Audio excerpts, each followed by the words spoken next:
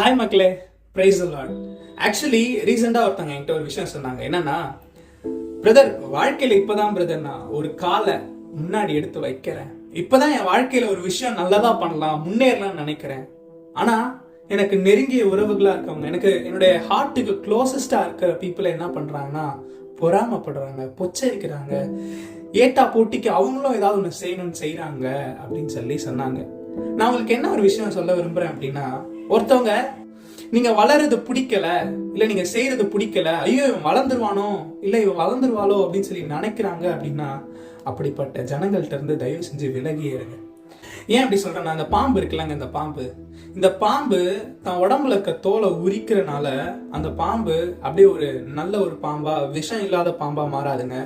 அதோடைய விஷம், அதோட வீரியம் இன்னும் அதிகமாக தான் ஆகும். அந்த மாதிரி தான் இந்த மாதிரி மக்கள்லாம்.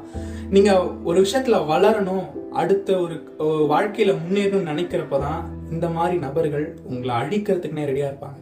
வந்து சொல்லுவாங்க, வாங்க நம்ம சேர்ந்து பண்ணலாம், நம்ம சேர்ந்து செய்யலாம்னு சொல்லுவாங்க. உங்களுக்கே தெரியும், இவன் ஏன் மூஞ்சி ஒரு மாதிரி மாறுது, ஏன் ஒரு ஹெல்ப் கேட்டால் கூட சரியாக பண்ண மாட்டான் அப்படின்னு உங்களுக்கே தெரியும்.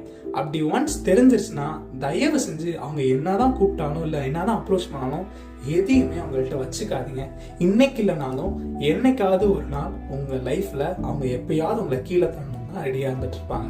ஸோ அதனால நீங்கள் ரொம்ப ஜாக்கிரதையா இருங்க. வேதத்தில் அழகான ஒரு வசனம் இருக்கு, ஞானி தன் ரகசியங்களை அடக்குகிறானா, ஆனால் முட்டாளோ அதை தூத்தி திரிகிறானா. ஞானவானா இருந்து தயவு செஞ்சு இன்னைக்கு இதுக்கப்புறம் வாழ்க்கையில் என்ன பண்ண போறீங்க, ஏது பண்ண போறீங்க, எதையும் அவங்கள்ட்ட ஷேர் பண்ணாதீங்க, சொல்லாதீங்க. அதை வச்சு எப்படிடா அவங்களை கீழே தரலான்னு அவங்க யோசிப்பாங்க, இல்லை அவங்க யோசிப்பாங்க.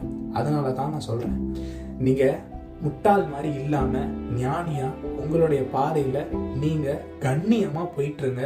உங்களுக்கான வெற்றியும் உங்களுக்கான உயர்வும் உங்களை தேடி கடவுளால் வந்து சேரும். அடுத்த ஒரு இன்ட்ரெஸ்டிங்கான ஒரு வீடியோவில் உங்களை நான் சந்திக்கிறேன். அது வரைக்கும் உங்களிடமிருந்து விடைபெறுகிறேன். நன்றி.